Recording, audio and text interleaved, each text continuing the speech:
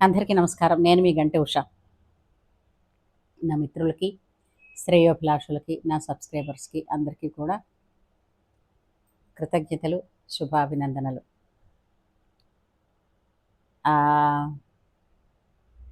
మోక్షం అంటే ఏంటండి? నాకు అర్థం కాని ప్రశ్న. మోక్షం అంటే ఏంటి?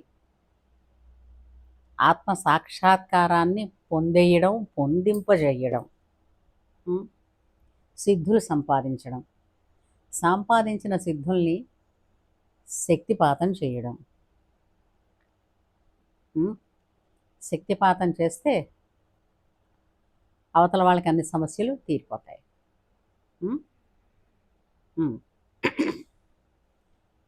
ఈ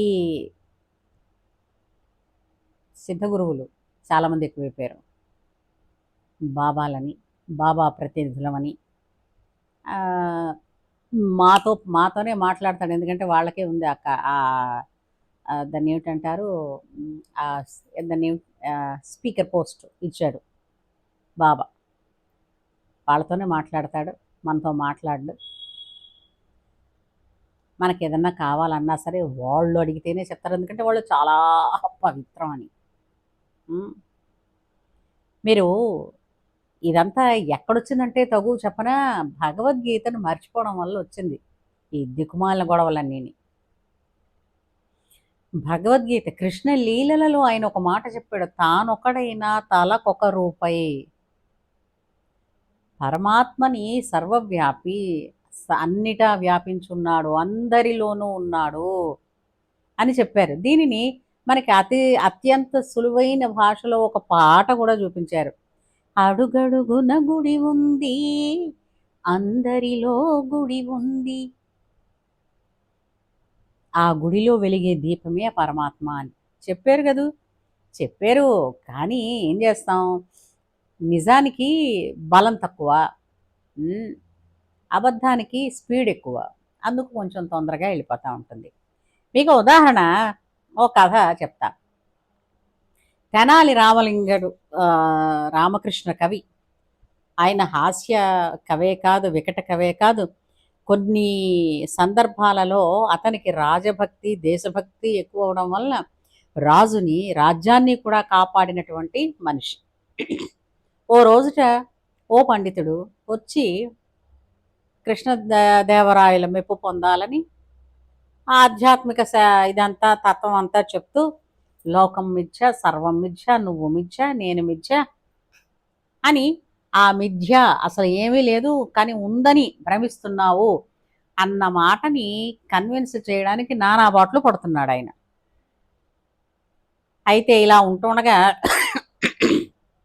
ఆలోచించారు రామకృష్ణ కవి.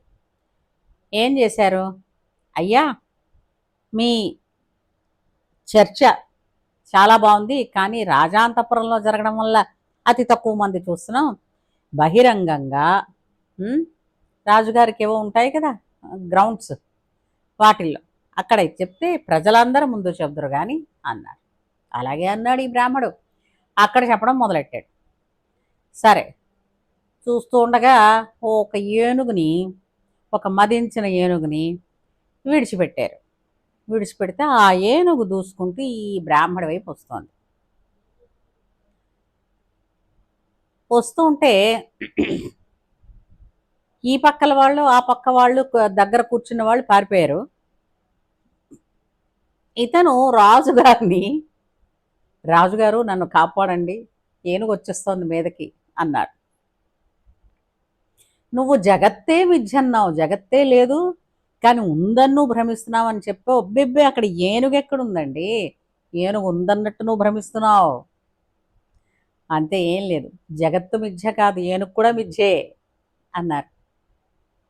అంటే వెంటనే తను ఏదైతే చెప్పాలనుకున్నాడో దానిని ఎంతవరకు ఉంచాలి, ఎక్కడ దానిని ఉపయోగించాలి అన్న ఆలోచన తనకి రానందుకు బాధపడి రాజుగారిని శరణు కోరతారు.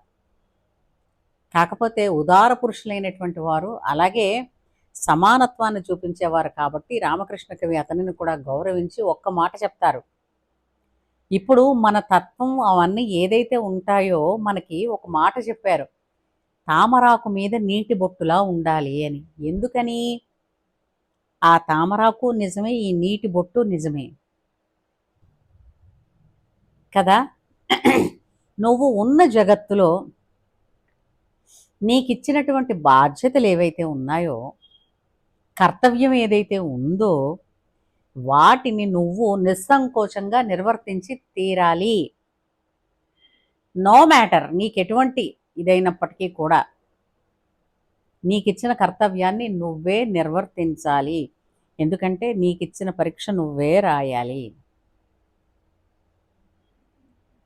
నీ బాధ్యత నువ్వు నిర్వర్తించినప్పుడు ఆ నిర్వర్తించే సమయంలో నీకు ముమ్మూర్తుల శక్తి గనక తగ్గితే నీ శ్రద్ధని మాత్రమే కౌంటులోకి తీసుకుని నీకు ఆ పరీక్షని లేదంటే పరీక్ష తగ్గించడమో లేదంటే నీ కర్తవ్య నిర్వహణలో నీకు సహకరించడమో చేస్తాడు పరమాత్మ. అంతేగాని నువ్వన్నీ మానేసేయి, నీకన్నీ నేను చూసుకుంటాను అని ఎక్కడా అనలేదు. ఈవెన్ రామాయణంలో కూడా రాముడు ఎప్పుడూ చెప్పలేదు అలా. నువ్వెందుకు నన్ను నమ్ముకో, నేను నీ పని చేస్తానని రాముడు ఎక్కడైనా అన్న దాఖలాలు ఉన్నాయేమో చెప్పండి.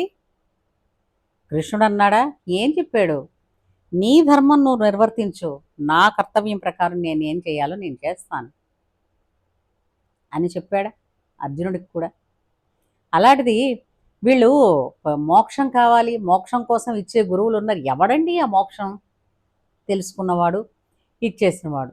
ఇంకో విషయం చెప్తాను, ఈ సిద్ధులు వచ్చేస్తాయి అంటారు చూసారా, నిజంగా సిద్ధులు వచ్చిన వాడు ఎలా ఉంటారో మీకు తెలుసా? ది ఆల్కెమిస్ట్ అని ఒక నావెల్ ఉంది, దానిలో కూడా మనకి చెప్తారు, పారశువేది అంటే వారి హస్తానికి ఎటువంటి లోహాన్ని ఇచ్చినా, అంటే ఇనుము ముఖ్యంగా ఇచ్చినా అది బంగారంగా మారుతుంది. అది మనకి ఒకప్పుడు వేమన గారికి ఆ పరశువేదితనం వచ్చింది, అతను వేదాంతిగా మారిన తర్వాత.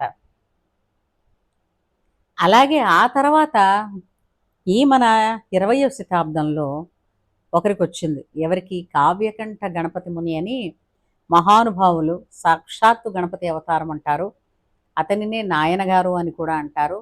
ఇతను రమణ మహర్షి గారు వారితో, అంటే వారిద్దరిని కూడా అన్నదమ్ములని కూడా అంటారు తెలుసా. వారికి కూడా ఈ పరశువేదితనం వచ్చింది. కాకపోతే ఆ పరశువేదితనం ఆ సిద్ధి పొందిన తర్వాత వారు దేనికి ఉపయోగించాలి, ఏమిటి చెయ్యాలి అని అన్నది మాత్రం అత్యంత రహస్యంగా ఉంచబడింది. అందుకే వాళ్ళ దగ్గర ఆ సిద్ధి అన్నది నిలిచింది. అది మరొకరికి ట్రాన్స్ఫర్ చేసేసేది కాదు.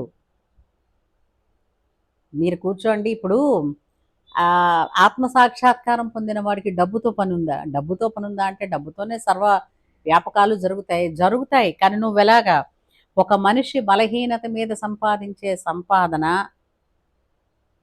దాని ద్వారా తన కీర్తిని పెంచుకుందామన్న ఆలోచన, ఇవి సిద్ధ గురువుల లక్షణాల.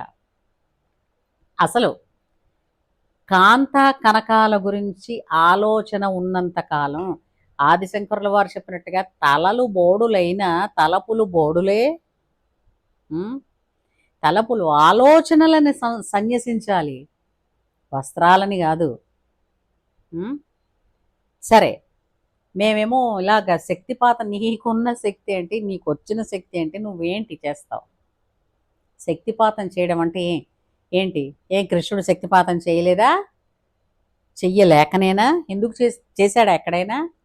రాముడు పోని రాముడికే శక్తిపాతం చేశాడేమిటి ఎప్పుడైనా ఆయన గురువు? ఇప్పుడు వీళ్ళందరూ సిద్ధ గురువులు అంటే విశ్వామిత్రుడిని మించిన గురువు ఉన్నాడేమిటి? రాముడిని తీర్చిదిద్దినటువంటి గురువు శక్తిపాతం చేయొచ్చుగా. ఏంటండి మాట్లాడుతున్నారు? ఇలా ఎన్నాళ్ళు ఇలాగ మోసపోతూ ఉంటారు?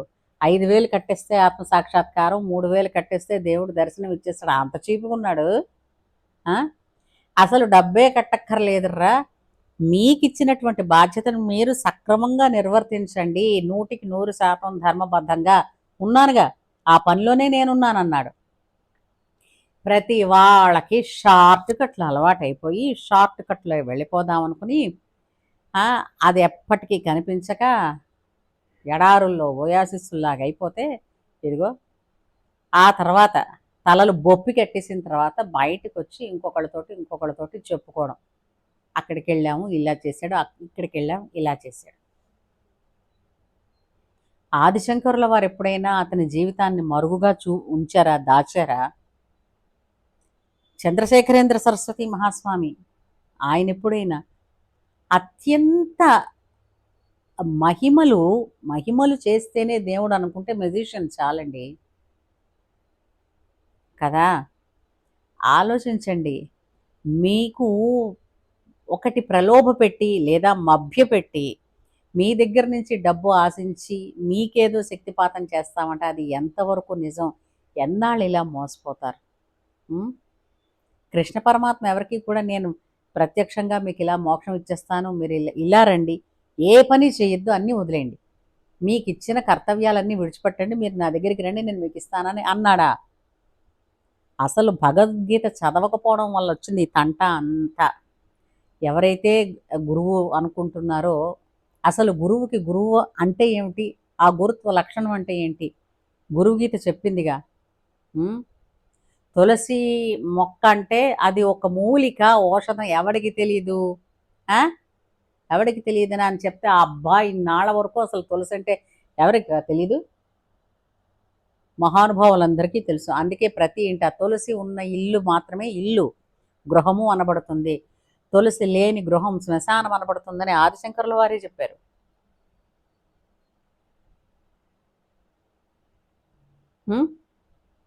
ఏమిటా శక్తిపాతాలు, ఏమిటా ఇది? కాంత కోసం, కనకపురాసుల కోసం ప్రాకులాడేవాళ్ళు సిద్ధ గురువులు ఎలా అవుతారు? ఆలోచించండి. ఆలోచన కాదు, మేలుకోండి. మన భగవద్గీతని చదవడం తెలుసుకోండి. అందులో ఉన్నది ఈ రోజంటూ మొదలు పెడితే 4 రోజులకైనా మీకు అర్థం అవుతుంది, తెలుస్తుంది. ఏమంటారు? ఇలాగ పిచ్చి ప్రలోభాలకి అసలు మీకు ఇచ్చిన పని, మీకున్న కర్తవ్యాలు మానేసి ఎందుకండి మోక్షాలు? మోక్షం వచ్చేస్తే ఏమిటది? పదవా, లేదంటే ఒక పద్మశ్రీ అవార్డా, లేదమ్మా క్యాష్ అవార్డా, ఏమిటట అది? లేదా దానివల్ల ఆ హఠాత్తుగా ఎవరైనా కుబేరుడైపోతారా? అయిపోయే మాట అయితే ఆల్రెడీ అలాంటి సాక్షాత్కారాలు పొందిన వాళ్ళందరూ కుబేరులైపోయి దేశంలోనే గొప్పవాళ్ళు అయిపోవచ్చు కదా. మానసికంగా మిమ్మల్ని ప్రలోభపెట్టి, మభ్యపెట్టి, భయపెట్టి చేసేవాళ్ళు. అసలు భయపెట్టేవాడు భగవంతుడు ఎలా అవుతాడు? ఒకసారి ఆలోచించండి. అంచేత మనకిచ్చిన పని మనం సక్రమంగా ధర్మబద్ధంగా నెరవేరిస్తే ఆటోమేటిక్గా మనకిచ్చినటువంటి ఆ మోక్ష ద్వారాలు తెరుచుకుంటాయండి. అంతేగాని మోక్షం అంటే అదో పెద్ద పదవి, లేదంటే దాంతో ఏదో వచ్చేస్తుంది కీర్తి కిరీటం, ఇలా నెత్తి మీద ఇంత పెడతారు అని అనుకుని అనవసరంగా ఇలాంటి బాబాలు డాబాల్ని నమ్మడం మాని చక్కగా ఉండండి హాయిగా. ఏమంటారు? అదేమిటిది, వేలు కాలిన తర్వాత కాదు, చేతులు కాలేక కాదు, ముందే తెలుసుకోండి.